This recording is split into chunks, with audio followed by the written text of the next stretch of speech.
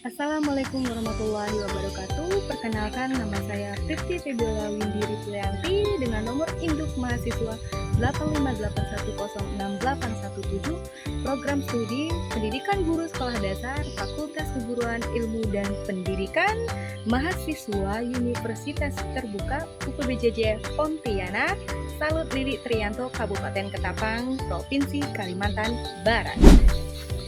Pada kesempatan kali ini, pada hari Kamis tanggal 23 April 2026, saya akan melaksanakan tugas mata kuliah PDGK 4107 Praktikum IPA DSD Modul 1. Pada tugas ini, saya akan menyajikan hasil praktikum dalam bentuk video tentang ciri-ciri makhluk hidup dan gerakan pada tumbuhan melalui pengamatan secara langsung di alam sekitar.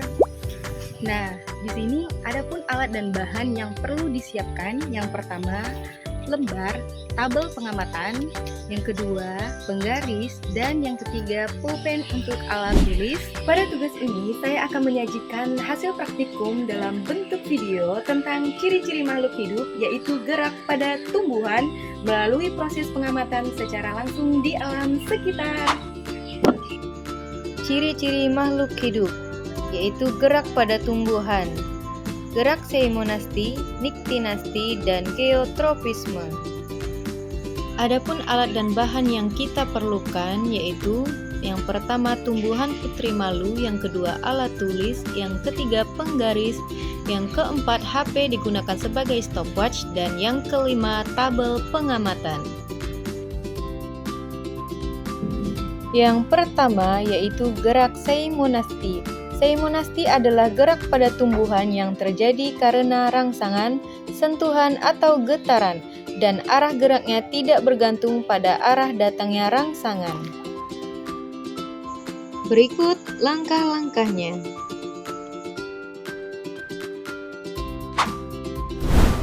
Yang pertama, gerak seimonasti sentuhan halus, yaitu sentuh halus daun putri malu, dan daun putri malu akan bereaksi ketika disentuh. Daun putri malu akan menutup ketika disentuh sebagai bentuk respon bahwa putri malu memiliki reaksi terhadap rangsangan ketika disentuh.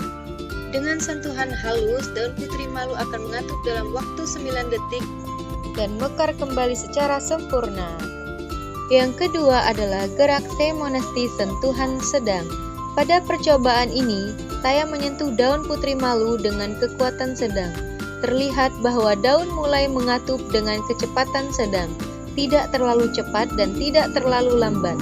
Hal ini menunjukkan bahwa semakin besar rangsangan sentuhan, maka respon gerak seimonasti pada tumbuhan juga semakin jelas. Yang ketiga adalah gerak seimonasti sentuhan kasar. Pada percobaan ini, saya menyentuh daun putri malu dengan sentuhan yang lebih kuat. Terlihat bahwa daun mengatup dengan cepat.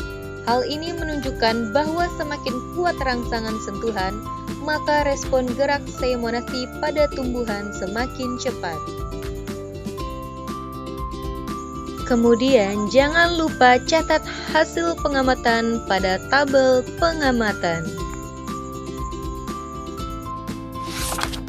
Selanjutnya adalah gerak niktinasti. Niktinasti adalah gerak pada tumbuhan yang terjadi karena perubahan siang dan malam, atau gelap dan terang, dan tidak bergantung pada arah rangsangan. Adapun alat dan bahan yang perlu kita siapkan yaitu pulpen, tabel pengamatan, penggaris, dan kardus dari kertas karton warna hitam, serta stopwatch untuk mengukur waktu. Dan siapkan juga tanaman putri malu pada label A dan label B. Pertama, siapkan 2 lembar kertas kosong untuk ditulis label A dan label B.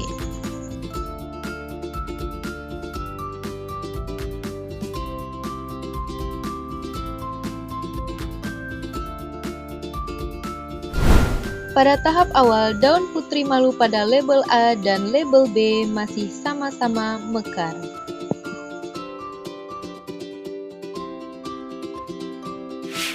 Tahap kedua, sentuh daun putri malu pada label A dan label B.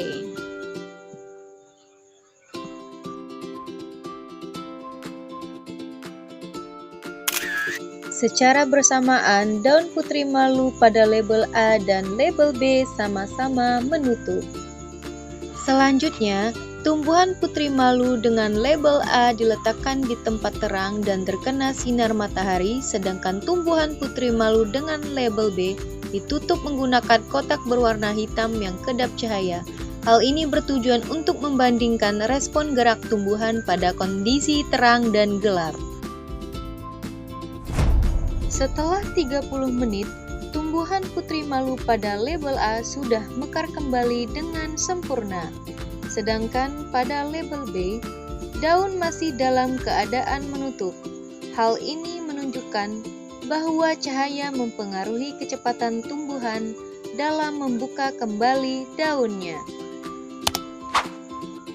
Yang terakhir adalah gerak geotropisme. Geotropisme adalah gerak tumbuhan yang dipengaruhi oleh gaya gravitasi bumi. Adapun alat yang perlu kita siapkan yaitu tabel pengamatan, spidol, lem kertas dan penggaris, gunting dan pulpen, dan siapkan 2 gelas plastik yang sudah berisi tanah.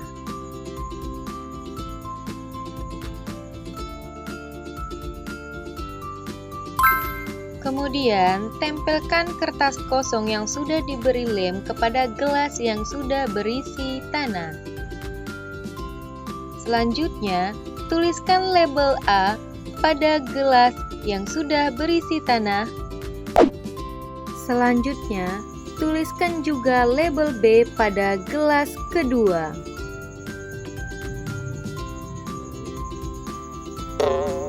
Kemudian, siapkan gelas yang berisi tanah yang sudah diberi label A dan siapkan biji kacang hijau serta taburkan biji kacang hijau ke dalam gelas yang sudah diberi label A.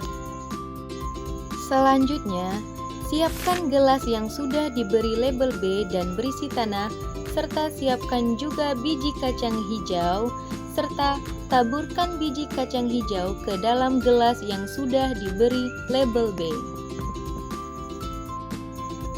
Tahap selanjutnya, siramlah gelas yang sudah diberi label A yang sudah diisi dengan biji kacang hijau dengan air secukupnya. Tahap kedua, siramlah gelas yang sudah diberi label B dan sudah diisi biji kacang hijau, siram dengan air secukupnya. Selanjutnya, tanaman kacang hijau yang telah diberi label A dan label B diletakkan di tempat yang terkena sinar matahari untuk diamati pertumbuhannya. Amati pertumbuhan tanaman kacang hijau tersebut selama beberapa minggu dan catat setiap perubahan yang terjadi. Dalam waktu 1 minggu, tanaman kacang hijau sudah mulai tumbuh dan menunjukkan perkembangan seperti munculnya batang dan daun pertama. Pada minggu kedua, tanaman kacang hijau telah tumbuh lebih tinggi dan mulai memiliki daun yang berwarna hijau segar, sebagai tanda proses fotosintesis berlangsung dengan baik. Tanaman kacang hijau ini telah tumbuh lebih tinggi dibandingkan pada minggu pertama.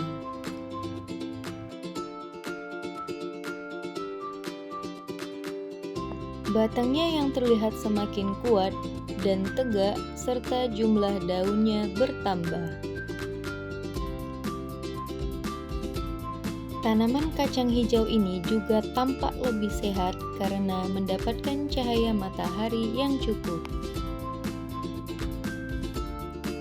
Setelah tanaman kacang hijau tumbuh, tanaman dengan label A diletakkan dalam posisi vertikal, sedangkan tanaman dengan label B diletakkan dalam posisi horizontal untuk mengamati perbedaan arah pertumbuhan. Pada keesokan harinya, Tanaman kacang hijau pada label A yang diletakkan secara vertikal tetap tumbuh tegak lurus ke atas, sedangkan tanaman pada label B yang diletakkan secara horizontal terlihat membengkok ke arah atas mengikuti cahaya matahari.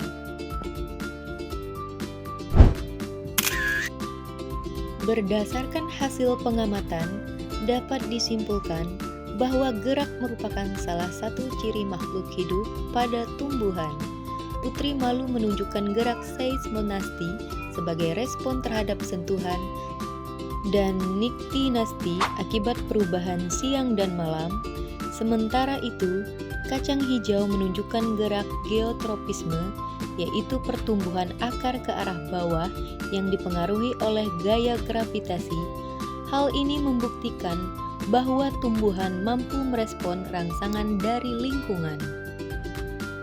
Dan semoga video ini dapat menambah pemahaman, memperluas wawasan, serta meningkatkan ilmu pengetahuan bagi kita semua. Baik, demikian video pembahasan yang dapat saya sampaikan. Saya ucapkan terima kasih. Wassalamualaikum warahmatullahi wabarakatuh.